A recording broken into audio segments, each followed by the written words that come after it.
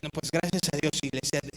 Hace unos días estaba viendo y hablando de un par de asuntos sobre herencias ahí con un colega, y él me transmitía un detalle, ¿no? Su pareja me dice que no tiene buena relación ni con su mamá ni con su abuela, pero él me contaba y me decía, es que tienen posesiones y estas posesiones no hay nadie más que tenga un derecho legal. Me contó la historia y coincidí con él. Efectivamente, pues quien estaría en derecho legal de tomar o recibir estas posesiones sería ella. Y platicábamos sobre esto porque él decía, no sabemos cuánto tiempo vaya a transcurrir para que ellas tengan que pues dejar esos bienes. También no hay una relación como para que lo puedan conversar o para que pueda existir un testamento, pero me decía, mira, incluso si no llego a estar yo, si llego a faltar, si ya está instruida ella para que te busque, que puedan hacer lo que debe convenir para que esto sea de ella, ¿no? Y decía, bueno, pues sí, la realidad es que no hay nadie más que pueda debatir esa parte, sino la que tiene el derecho legal es ella. Y eso, esa plática y ese asunto tan importante me hacía precisamente posicionarme en decir cuál es tu herencia. Cuando hablamos de bienes, algunos de ustedes estarán familiarizados, los padres quizá ya les transmitieron alguna propiedad, algunas familias, o conozco familias que viven en la casa que fue de los abuelos, de los padres y demás. Y decimos, wow, pues una herencia cuida de ti en cierto sentido. Esa herencia te provee protección y un tipo de seguridad. Y a veces cuando tú y yo pensamos en herencia, si alguien te dijera que quiero heredar algo, pues de inmediato dices, qué padre, porque no lo tenía considerado, ni siquiera sé si lo merezco, o sea, no sé si haya sido lo suficientemente bueno contigo, pero el poseedor, el propietario de los bienes está dispuesto a entregártelo en herencia cuando él no esté. Ahora, algo que he notado que vemos en la Escritura y que recordamos constantemente es eso, que somos herederos, coherederos con Cristo. La Biblia nos habla de herencia, tenemos como esa parte de herencia, pero no solemos caminar como herederos. ¿Por qué? Porque a menudo pensamos, bueno, sí es una herencia, pero yo soy más de lo que tengo aquí ahorita en este momento, ¿no? Somos más en ese sentido físico. Pero tú y yo tenemos que regresar a valorar y a darle un profundo valor a la herencia. Al grado como lo hacía este cuate, que no tienen nada, no hay nada, pero están pensando ya en cómo hacer para recibir esa herencia. Tú y yo tenemos una herencia de un valor incalculable. Escucha esto, por más que viniera Carlos Slim, tocara tu puerta y te dijera, hola, ¿cómo estás? Te voy a nombrar mi heredero. Por más que eso sucediera, que estaría, ya vi que algunos dijeron estaría bueno, pero por más que eso sucediera, no supera la herencia que tienes al día de hoy sentado en esa butaca. Es un heredero muy importante y no tenemos que esperar para disfrutar de ella. Y de hecho ya vivimos de esa herencia. Tú y yo ya vivimos de esa herencia. Somos sustentados de esa herencia. Ya se nos transmitieron las cosas.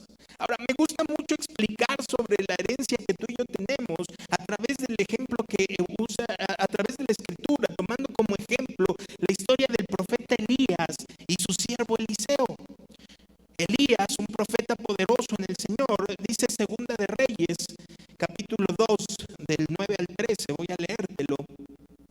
Recordarás, Elías ya sabe que va a ser llevado por el Señor intenta incluso llevárselo, pero hay personas presentes, pero ya está siendo movido porque Elías va a ser llevado al cielo físicamente, corpóreamente, se es arrebatado al cielo y Eliseo va a ser su sucesor. a él le va a transmitir la posición que tiene Elías como profeta. Y dice el versículo 9: cuando llegaron al otro lado, Elías le dijo a Eliseo: dime qué puedo hacer por ti antes de ser llevado. Y Eliseo respondió: te pido que me permitas heredar una doble porción de tu espíritu y que llegue a ser tu sucesor. Verso 10: has pedido algo difícil, respondió Elías. Si me ves en el momento en el que se ha llevado de tu lado, recibirás lo que pediste. Pero si no me ves, no lo recibirás. Mientras iban caminando y conversando, de pronto apareció un carro de fuego tirado por caballos de fuego. Pasó entre los dos hombres y los separó, y Elías fue llevado al cielo por un torbellino. Eliseo lo vio y exclamó: Padre mío, veo los carros de Israel con sus conductores. Mientras desaparecían de su vista, rasgó su ropa en señal de angustia.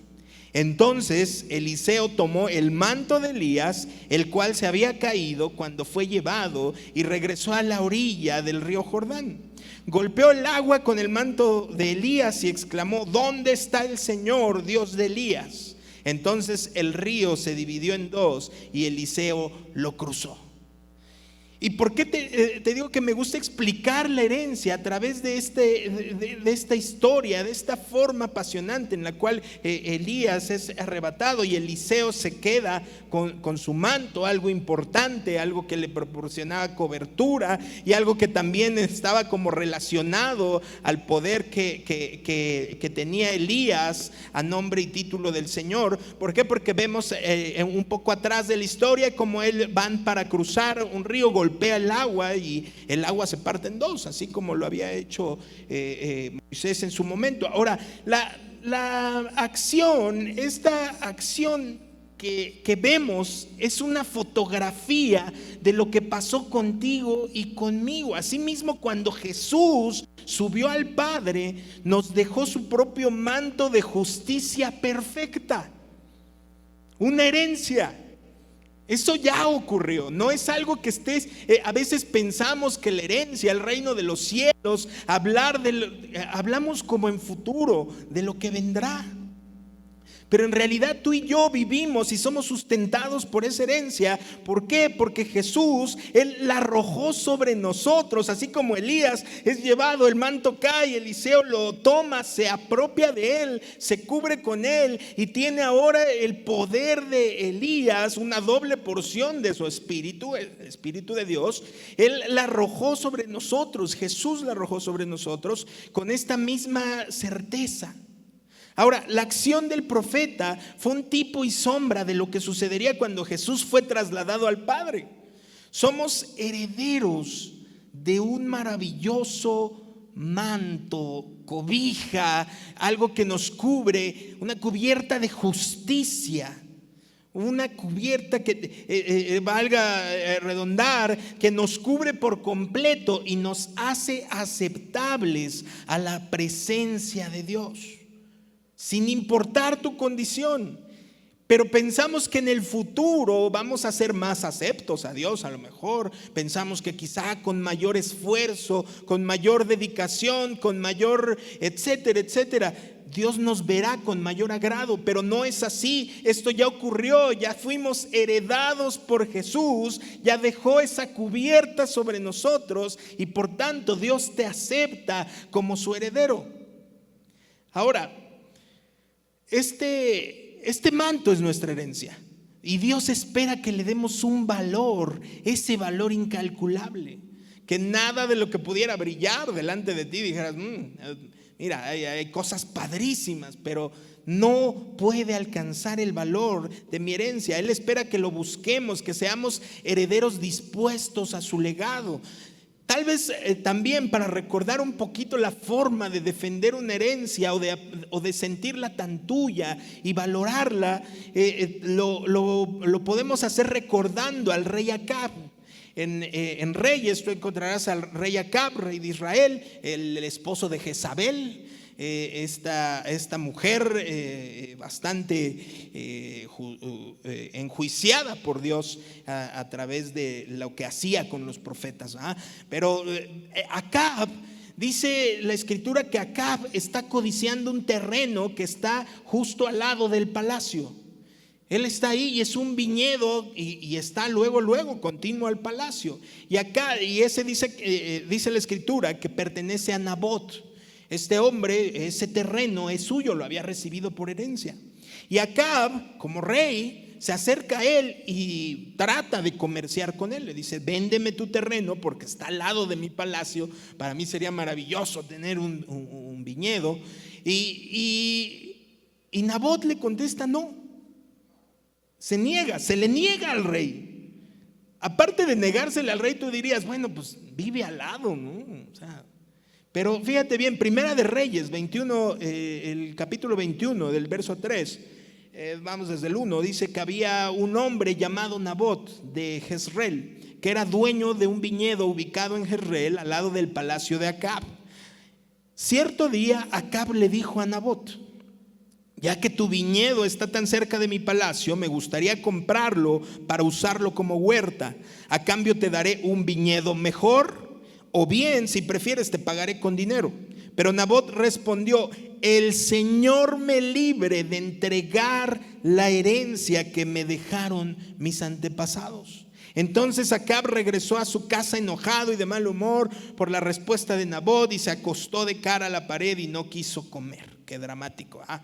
Bueno, la historia continúa y ya sabes que Jezabel interviene, hace que Nabot lo maten y se quedan con este viñedo. De ahí el profeta Elías es quien le da el mensaje a Nabot de que los perros lamerán la sangre del mismo lugar donde fue muerto Nabot. Pero podrás continuar esta lectura en casa. Lo que quiero tomar de aquí es, fíjate, Nabot tenía en un valor más grande la herencia que le habían dado sus antepasados que la propia instrucción de un rey. Dijo: no, es mío, me corresponde. Y a veces tú y yo sí negociamos mucho nuestra herencia. Sí, nuestros principios a veces los hacemos a un lado o decimos: bueno, Dios sabe. Pero Dios quiere que le demos tanto valor a la herencia de justicia que nos ha dado, que la defendamos a ese grado de negarnos a todo lo que quiera venir a quitárnoslo. Ahora, yo creo que es lo más importante que puedes buscar de Dios, es el entendimiento de que esta herencia es tuya y que está esperando ser reclamada. Tienes que reclamar tu herencia. Y no hablo de reclamos como ahora lo que está de moda, ¿no? Reclamo dinero, reclamo eso. No, un reclamo de una posición, la cual, así vengan tormentas, así vengan complicaciones, así estés frente a los escenarios más aterradores, estés parado firme en tu herencia. Recuerdo que hace un par de años, cuando me dio COVID, empezaba la pandemia y nadie sabía nada del COVID. Hasta te enterabas: tiene COVID, y todo el mundo: ay, qué miedo y demás. ¿Por qué? Porque era algo desconocido. Y a mí me dio en agosto, la pandemia creo que empezó en marzo, ¿no? Me dio en agosto, antes de mi cumpleaños, de hecho. Y fue difícil. Y cuando me entero de esto, ya había comunicado al pastor, la iglesia estuvo orando continuamente, me fue bien, no tuve que pisar un hospital, pero fue difícil en casa, el tema de la oxigenación y demás, pero estaba en cierto sentido muy temeroso, ¿no? Decía: esto es desconocido, no sabía cómo orar, no sabía qué decirle a Dios. Dios, ya es el momento, Dios, sáname. Me sentía muy mal, pero recuerdo que una vez estaba en la orillita de la cama, medio lúcido, estaba ahí tratándome de mover y la fatiga y demás, y entonces empecé a reflexionar. Sé que era el Espíritu de Dios, pero empecé a reflexionar y dije: mira, si esto es obra de Satanás, es permitido por Dios, claro, pero dije: a ver, ¿qué voy a perder? Y entonces dije: Dios, Satanás solo puede quitarme la vida si tú le autorizas. Y si me la quitan, hoy mismo estoy en tu presencia. Entonces, en cualquiera de los dos puntos, porque si soy sanado, voy a glorificarte. Dije: en cualquiera de los escenarios, pues gano, gracias a ti. Y eso es lo que a veces no vemos. O sea, en cualquiera de los escenarios en los que te encuentres, en la posición de herencia, tú ganas. ¿Qué es lo que pueden quitarte? Tu vida. Te encontrarías en la presencia de Dios en este momento. No es por ti, sino es una herencia que ya te fue transmitida. Ahora, debería ser una herencia que nadie ni nada te pueda quitar. Ninguna mentira del diablo, porque a veces Satanás va a venir y te va a decir, pero ve tu condición. O sea, ahorita que estoy hablando de herencia, de inmediato Satanás se pone ahí en tu oreja y te dice, ¿herencia tú? ¿Te acuerdas de ayer lo que pasó? Ninguna mentira del diablo debería sacar tu herencia. Ningún hombre debería robártela, por ejemplo. Ninguna emoción.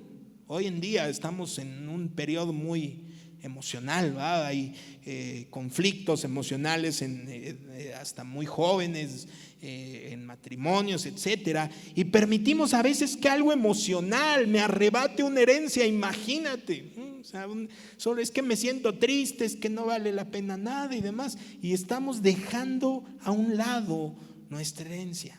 A la posición que llegues, donde quiera que te encuentres, a lo que tienes que dirigirle el mayor valor es a lo que Dios ya te entregó por herencia en Cristo Jesús. Así que como Él lo dijo, aférrate a la herencia, aférrate a ella. Necesitas buscarla, ir tras ella, no permitir que tu alma tenga descanso hasta que la tengas en tus manos. Jesús mismo lo aconsejó en Mateo 6, ¿no? Buscar las cosas del reino de los cielos y todo lo demás vendría por añadidura. Aferrarnos a ello. Ahora, ¿pero por qué perdemos? ¿O por qué no alcanzamos la herencia? ¿Por qué está ahí? Porque es nuestra. No es que te lleguen y digan, se portó mal, se la quito, ahora va bien, se la pongo. No, la herencia es tuya. Pero tú, ¿por qué no la alcanzas? Por supuesto hay algo que no te deja disfrutar de esa herencia. Y no es que te la quiten, repito, sino que tú mismo, teniéndola enfrente, algo te estorba para tomarla. Dios en su profundo amor te ha heredado. Esa herencia tiene el propósito de, como decíamos, cuidarte, sustentarte, te justifica delante de Dios. Todo el tiempo puedes estar en su presencia y la ha otorgado ¿con qué finalidad? Con la finalidad de que vivas de una manera abundante y feliz, que tengamos una vida abundante y plena. Ahora, la carta de los Hebreos nos enseña o nos lanza una advertencia sobre algo que sí puede estorbarnos, que nos estorba y nos impide tanto comprender la herencia como acercarnos a la herencia y como tomar nuestra herencia y vivir como herederos. Hebreos 12, verso 15. Ahí está la alerta de la Escritura en la que dice, ok, ahí está la herencia, pero hay algo que está estorbando y te vas a familiarizar mucho con ello. Dice, mirad bien, no sea que alguno, repito, dice, mirad bien. Abre los ojos. No sea que alguno deje de alcanzar la gracia de Dios, o sea, el favor inmerecido de Dios, que brotando una raíz de ¿qué? De amargura. Os estorbe y por ella muchos sean contaminados. ¿Una raíz de qué? De amargura. Una raíz, ubicas las raíces, ¿verdad? Las raíces son externas, están internas y están profundo. Brote una raíz. Ahora, primero se nos advierte de mirar bien, o sea, ser cautelosos, tener cuidado en este aspecto. Y aquí tenemos la etiqueta, como si estuviera etiquetado con de esas letras de nocivo, peligroso, ¿va? Nos habla del riesgo. Y el riesgo es dejar de alcanzar la gracia de Dios. Dios no la retira, reitero, allí está, pero tú te alejas y entonces no logras alcanzar.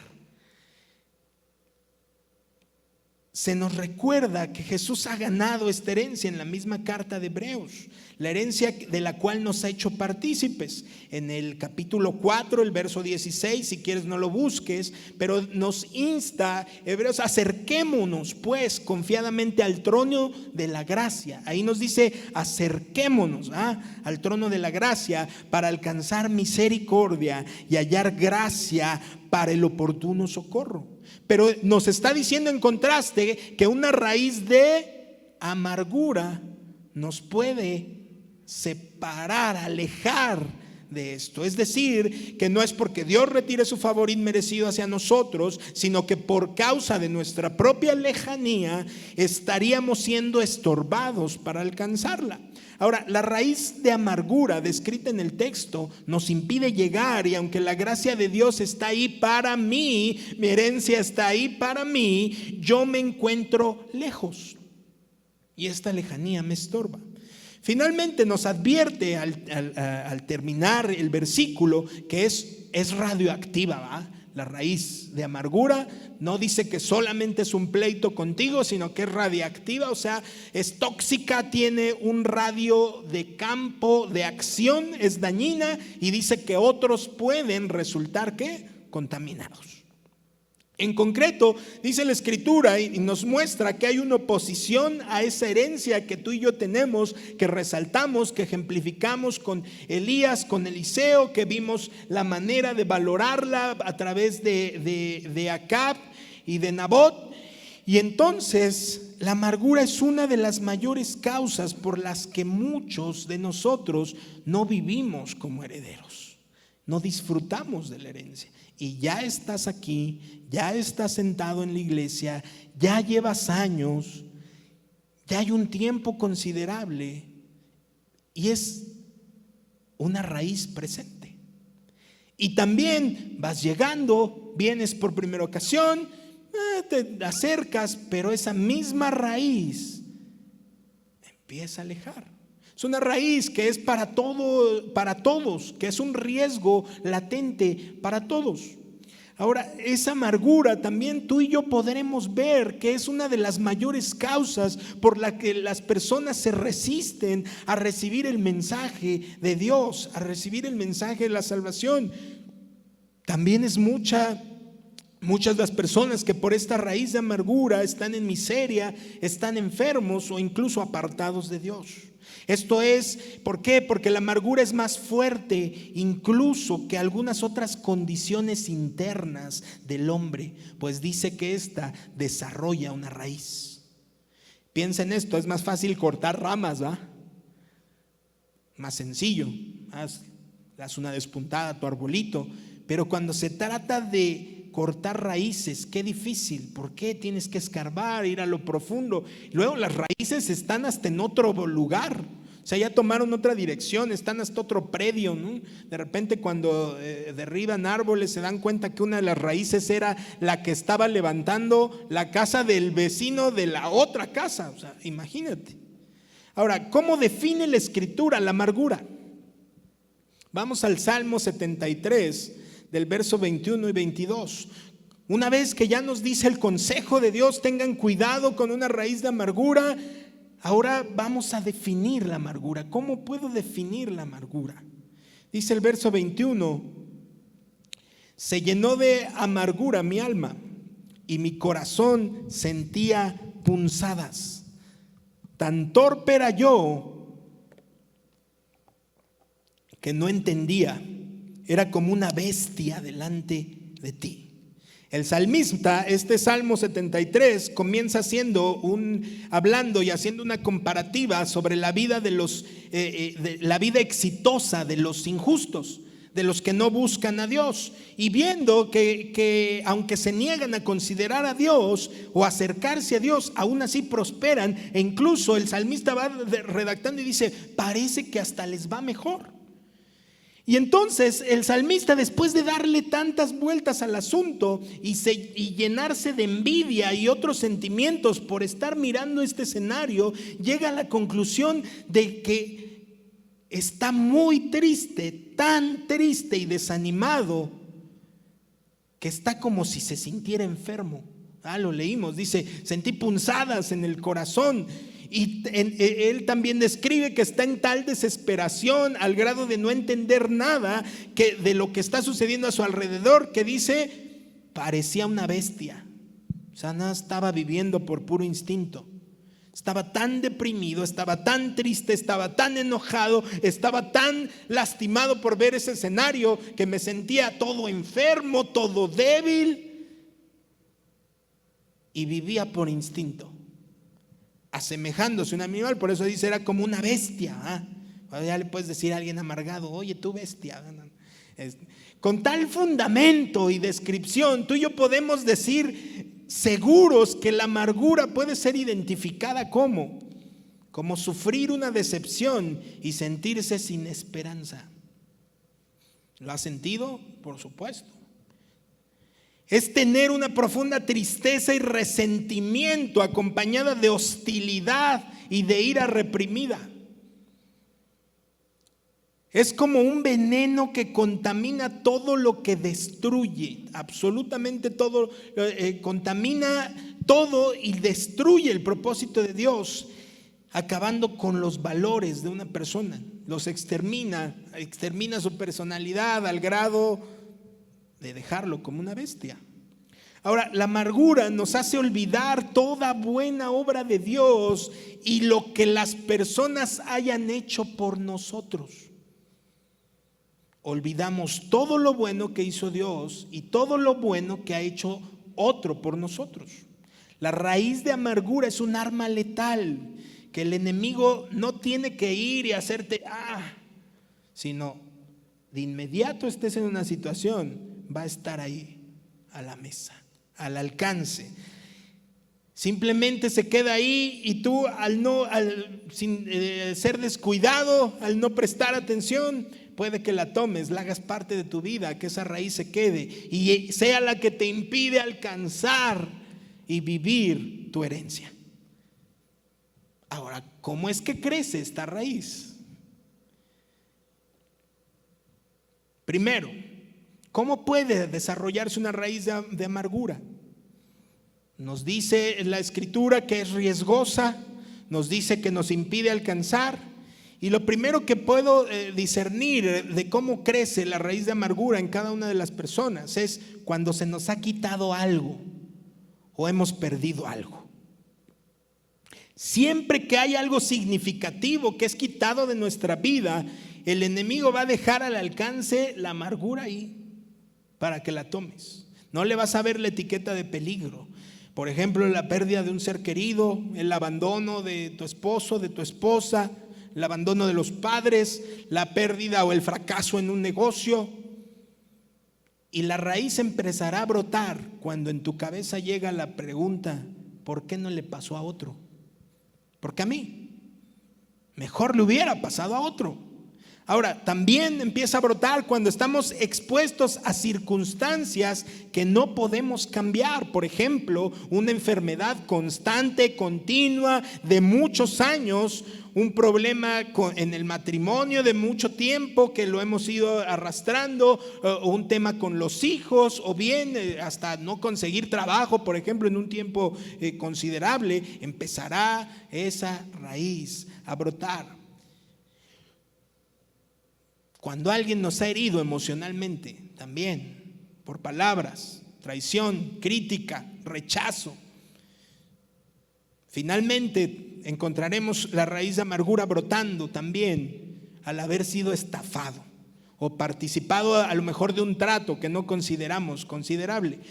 No vamos a leerlo, pero en Éxodo nos describe que el pueblo de Israel recibe la esperanza de que los van a liberar, y entonces va y se presenta y dice: libera a mi pueblo, pero el faraón se opone, y ¿qué hace? Les da más cargas, les da más trabajo a los israelitas, y la Escritura dice: y se amargaron por causa de las fatigas, de todo. O sea, su esperanza se anuló en un instante por causa de esa posición de servidumbre que tenían. Todo esto te lo digo, ¿por qué? Porque si tú estás pensando desde tu butaca en una persona amargada y ya se te vino a la mente quién es, eres tú. Y te has amargado en áreas de tu vida. Ese es el punto, que a través de la Escritura, cuando nos dice no estás viviendo como un heredero, todo te cautiva, estás todo el día sobre esfuerzos y esfuerzos, y qué más, y qué hago, y ignoras la posición que tienes, entonces estás yendo hacia atrás, estás siendo alejado, y es una raíz de amargura la que está afectando áreas de tu vida. Ahora, ¿cómo nos afecta? ¿Nos va a llevar a la lejanía de Dios o nos va a estorbar?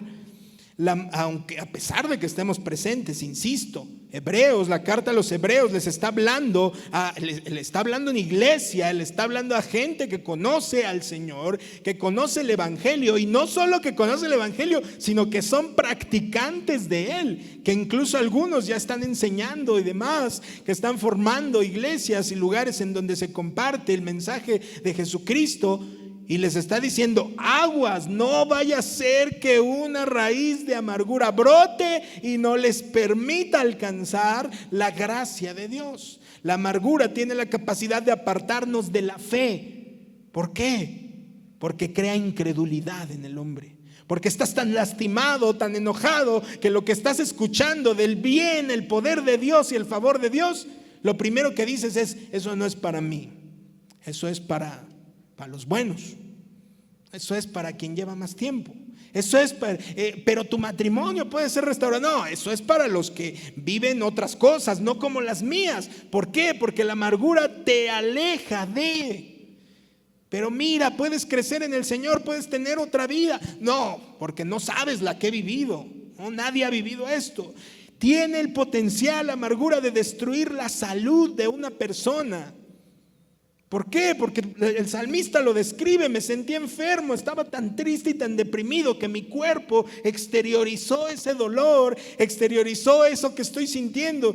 Y estoy enfermo. Muchas enfermedades de las personas, incluso sabemos o hemos visto que hay razones realmente físicas que están ancladas a un hecho tormentoso de su vida. Ahora, la amargura la hallarás en las personas también, robándoles la felicidad y reduciéndolos a buscar solo escapes prácticos para experimentar felicidad. Cuando tú hablas con un adicto a las drogas, esta será la particularidad. Es un escape. Me siento bien. Hablando moralmente, incluso también lo verás con gente que tiene problemas con el alcohol, con el sexo, con todas estas cuestiones de placeres. Hay una raíz de amargura que ha brotado. Finalmente, la amargura nos esclaviza a recuerdos de un pasado que, aunque era tormentoso, lo empieza a anhelar tu corazón, pensando que es mejor que tu presente. ¿Por qué? Porque ya estás tan lejos de la herencia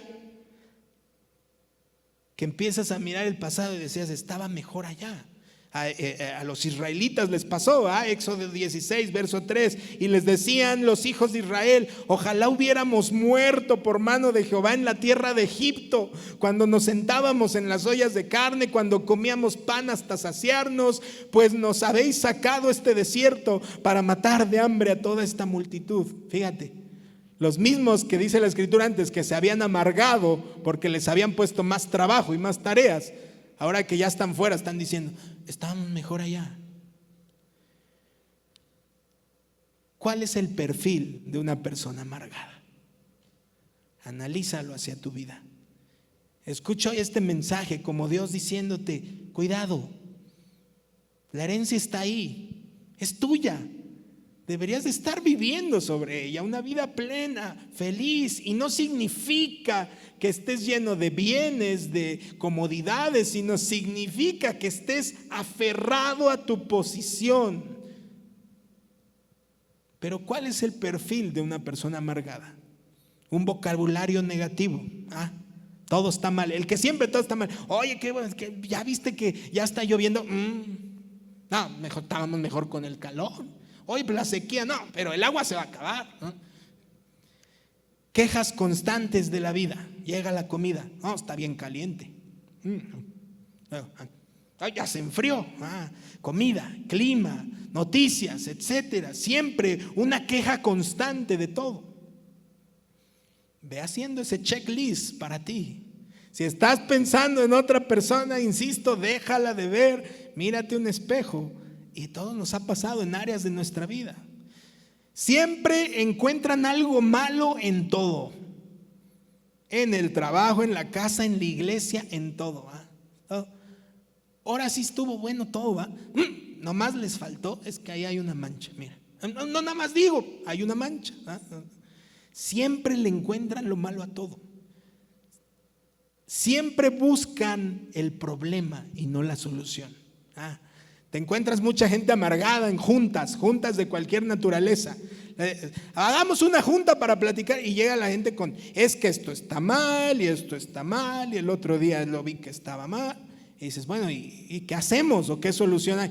No sé. No, para eso era la junta. No buscan soluciones. Tú verás, el perfil de una persona amargada será ese, siempre buscando el problema y identificándose con el problema, pero no hallando una solución. Malos hábitos, alguien que todo el tiempo está gritando, enojado, malas palabras. El perfil de un amargado también es un perfil que malinterpreta todo. Escucha algo y dice, seguro lo dijo por mí. Seguro la indirecta que está diciendo desde el púlpito es por mí. Seguro, yo vi que miraba mucho para este lado, seguro está diciéndome a mí. Malinterpretar las cosas. Una persona amargada también hallarás mentiras constantes e incluso sin sentido. Que luego dices, ¿de dónde se sacan tantos choros? Bueno, pues hay una raíz de amargura. Robar también, una persona amargada, roban, toman lo que no son de ellos, siempre buscarán tomar provecho de algo. Que dices, ¿para qué te llevas eso? No importa, es gratis. La persona amargada también siempre ve, ¿cómo le llaman esto? Moros con tranchete, desconfiados. Oye, hagamos este negocio. ¿Pero por qué? No, me quiere estafar a lo mejor. No, se quiere aprovechar de mí. Una constante desconfianza. Finalmente hallarás que una persona amargada estará particularizada por ser una persona aislada, por miedo a ser herido de nuevo. Se alejará de personas. ¿Te ha pasado a alguien? ¿Has conocido a alguien que es como un jabón que más o menos le estás hablando, ya llevas una relación y de repente ya no te habla? Oye, hay raíces de amargura, ¿verdad? Que las hemos vivido en cada área de nuestra vida y eso puede estar oponiéndose a que vivas como heredero. Pero quiero concluir con esto.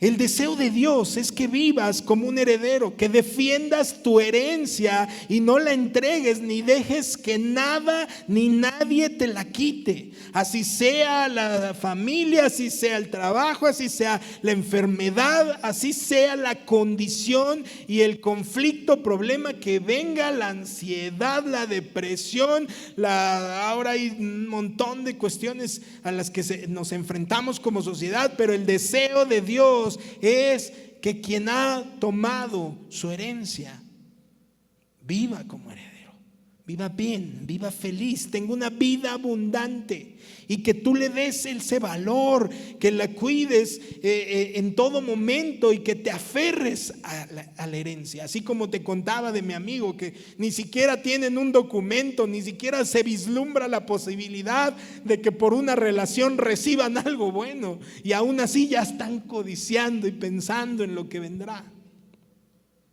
Así tú y yo tenemos que vernos como herederos. Pero a veces le dedicamos más tiempo a lo que va a perecer, a lo que se va a quedar aquí. Ahora, el depurar una raíz es bien complicado porque es necesario escarbar profundo. Y cuando hablamos de escarbar profundo, a ninguno de nosotros nos gusta que Dios vaya a escarbar profundo. ¿Por qué? Porque duele.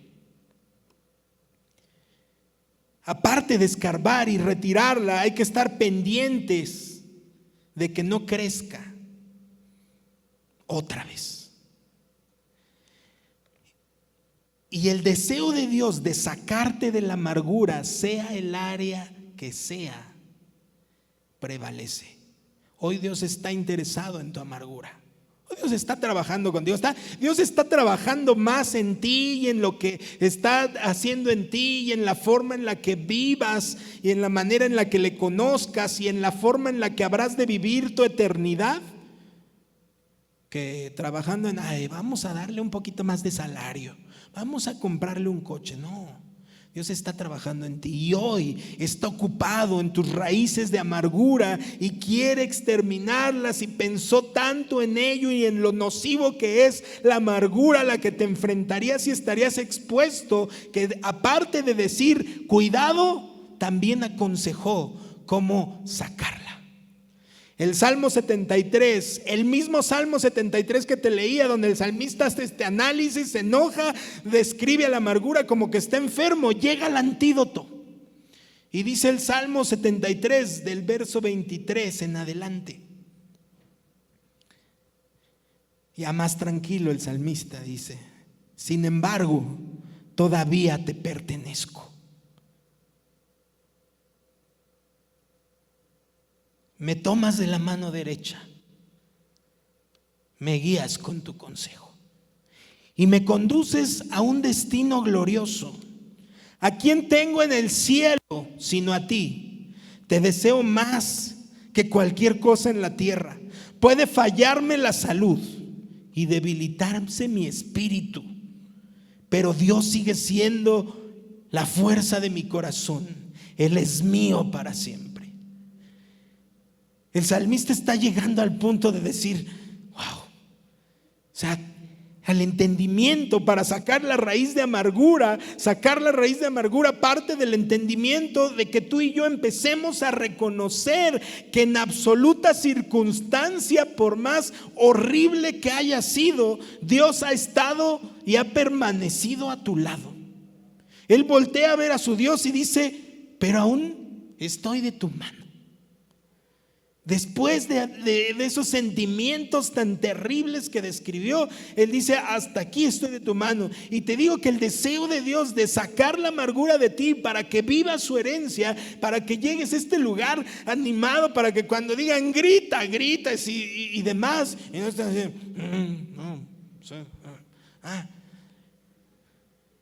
el deseo de Dios de retirar la amargura es vigente y lo quiere para su iglesia hoy. Y sacando la raíz de amargura y viviendo como herederos, vamos a traer esa herencia y vamos a caminar así en la tierra. Efesios 4, 25 al 31 también nos da el antídoto para la amargura.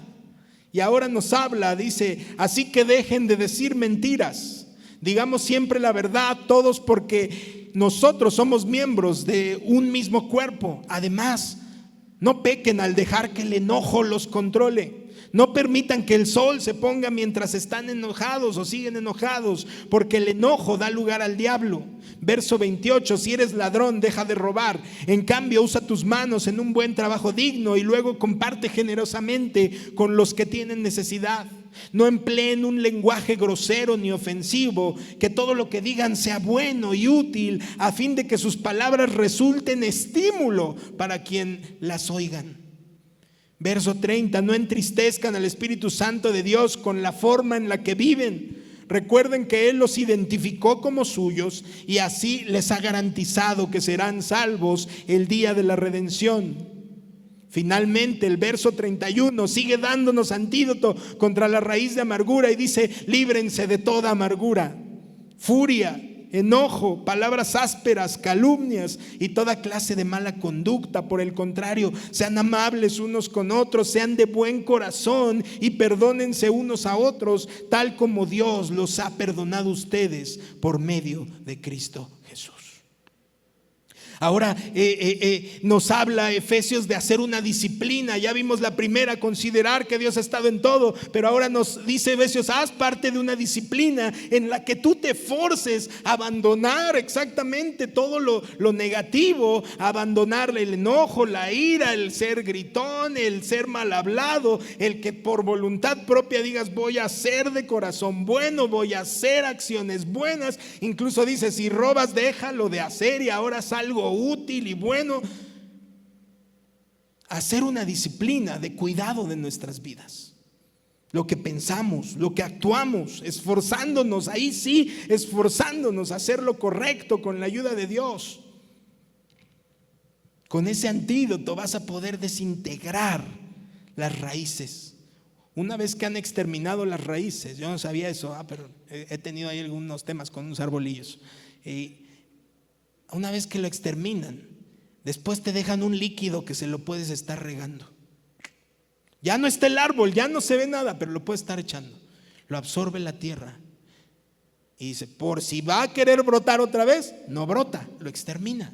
Pues Efesios nos está diciendo, aparte de considerar a Dios y decir, ahí está, y ha estado en todo, ahora por disposición mía voy a empezar a hacer y pensar lo correcto de alguien. Y con esto concluimos en este antídoto, en el cuidado que Dios tiene de sus herederos. Fíjate, hoy te puedes ir de este lugar diciendo, soy un heredero, pero no solo soy un heredero, sino todavía mi papá, quien me ha heredado todo, tiene un extremo cuidado de mí, que me dice, oye, despierta, cuida tu herencia. Aférrate a tu herencia. Y fíjate, una de las personas en la escritura que me gusta mucho estudiar y que veo y que digo por todas y por todas, él sí tenía derecho a amargarse, ¿verdad? Y no es Job, José. En Génesis 50, José, el favorito del papá, y se pasaron los hermanos, ¿verdad? Y se pasaron rudo. No es como tus hermanos que ya luego se enojan porque es que no me contestó el saludo, no me dejó en visto. No, aquí los hermanos intentaron matarlo, echarle una cisterna.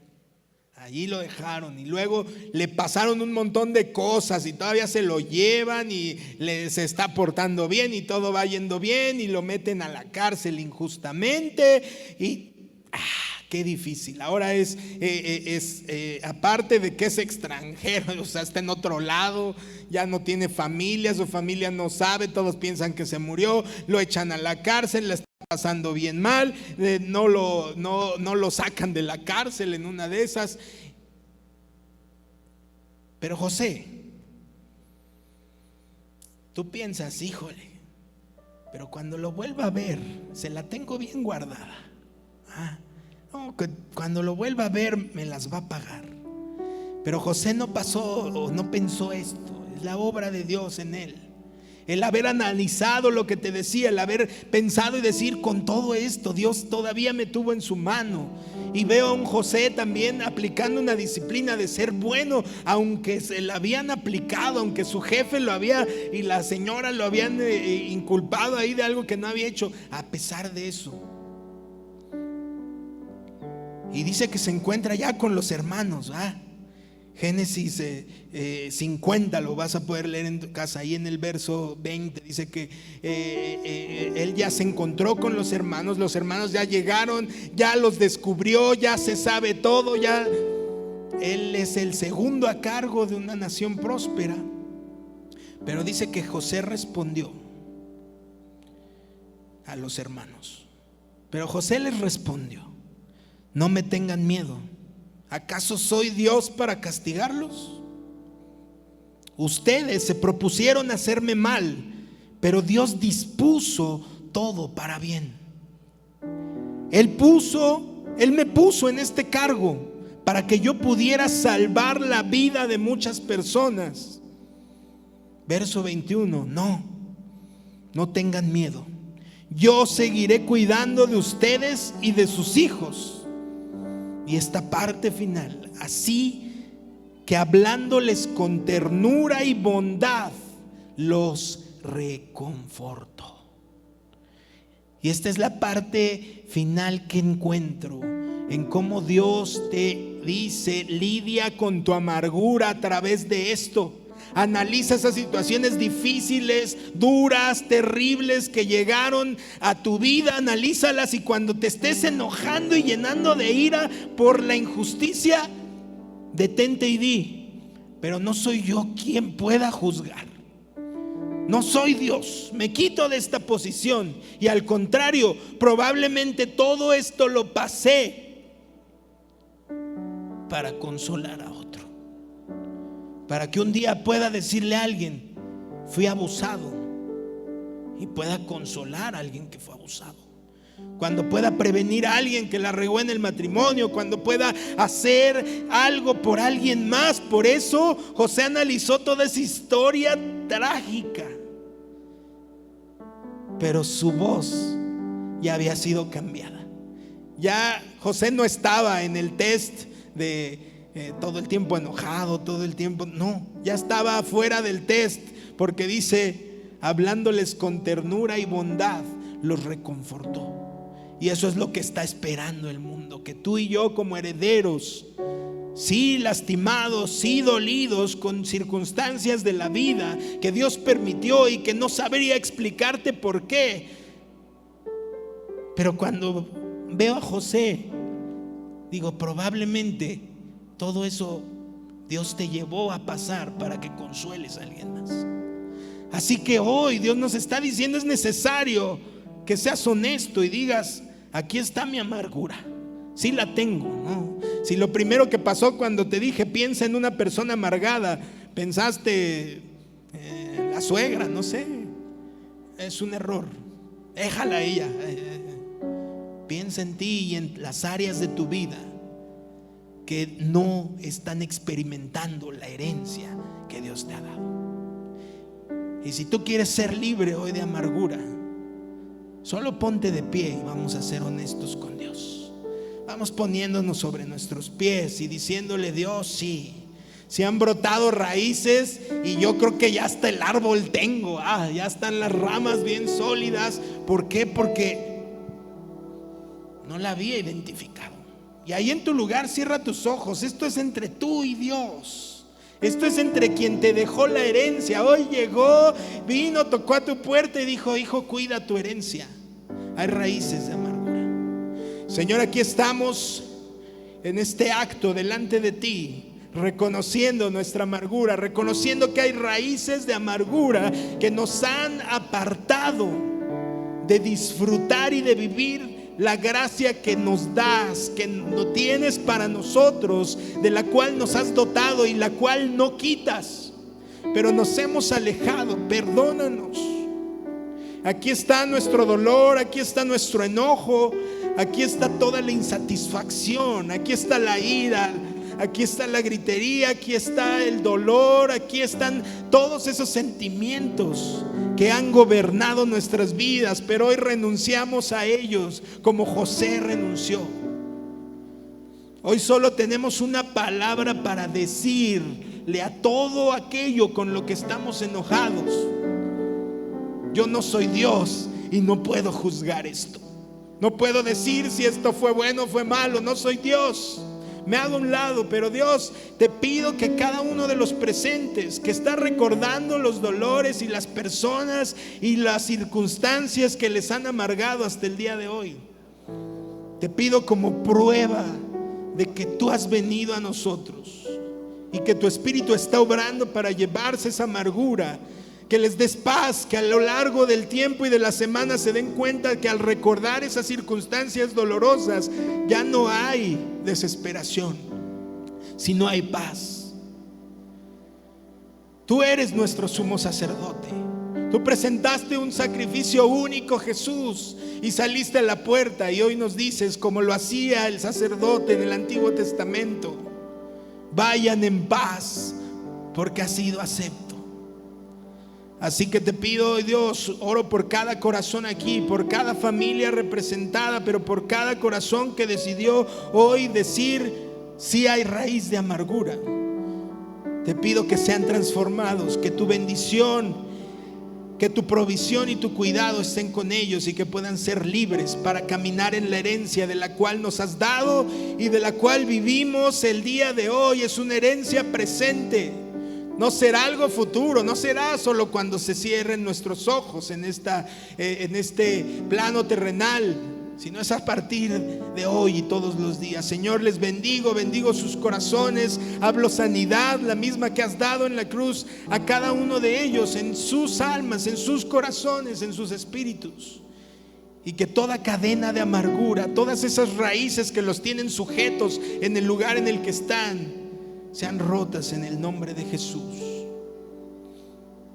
Finalmente, oh Dios, agradecemos tu herencia y rogamos que tu Espíritu día con día nos permita valorarla y ponerla en alto valor por donde quiera que tú nos llevas, sea lo más alto, sea lo más profundo, que siempre estemos firmes y en convicción de quiénes somos, Señor. En el nombre de Jesús, así lo oramos. Amén y amén. Iglesia, que Dios te bendiga.